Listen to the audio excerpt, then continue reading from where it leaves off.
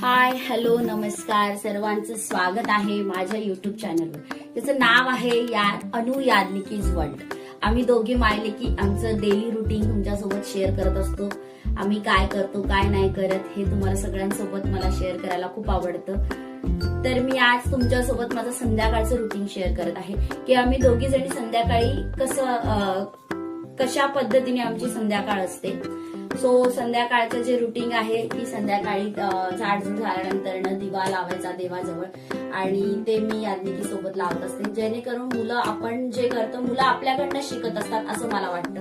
म्हणून आपण मुलांसमोर जे करतो ना तेच मुलं शिकत असतात की आपण आता मुलांसमोर दिवा लावला की तेच ती करणार आहे. असं केल्याने मुलं शिकतात. म्हणून आपण मुलांना असं शिकवलं पाहिजे असं मला वाटतं. आता यानंतर आपण याज्ञिकी आणि मी देवाजवळ बसून शुभम करोती म्हणून घेणार आहे.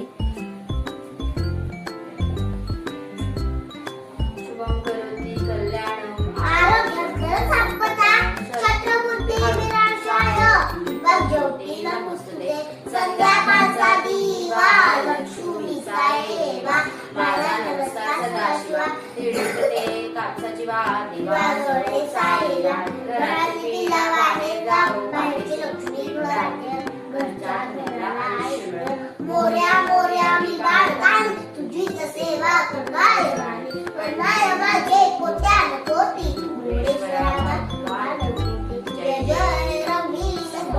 म्हणून झाली. आणि त्यानंतर मी घरामध्ये थोडा कापूर लावून घेते. माझ्याकडे इलेक्ट्रिक कापूरदाणीमध्ये कापूर लावल्याने ना घरामध्ये जो स्मेल येतो तो खूप सुंदर येतो. मला असं वाटतं की घरामध्ये खूप पॉझिटिव्हिटी येते आणि मला कापुराचं एक महत्व आहे. कापूर लावल्याने ना घरातली निगेटिव्हिटी निघून जाते आणि पॉझिटिव्हिटी घरामध्ये राहते, प्रसन्नता वाटते आणि दैविक शक्तीचा प्रभाव राहतो घरामध्ये असं मला वाटतं.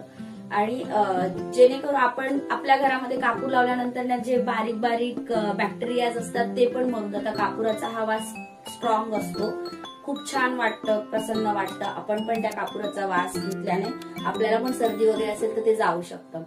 आणि मग आता याज्ञिकीचा अभ्यास, कारण की तिची एक्झाम चालू आहे, फायनल एक्झाम आहे तिची आणि तिच्या एक्झामचं प्रिपरेशन चाललंय की परीक्षेला काय येणार आहे काय नाही. टीचर्सने पाठवलेला जो सिलेबस आहे त्यानुसार मी तिचा अभ्यास घेऊन राहिलीये. उद्या तिचा मराठीचा पेपर आहे, तर मराठीचं आमचं प्रिपरेशन चाललेलं की काय काय येणार आहे. मग ते मात्राचे शब्द वगैरे असतात, काना मात्रा. आणि आताच्या मुलांना मराठीला एवढं आहे बापरे, पूर्ण बाराखडी आहे. आपल्या वेळेस पहिलीला एवढं काहीही नव्हतं की खूप फक्त अ आ ई आलं तरी भरपूर आहे किंवा क ख ग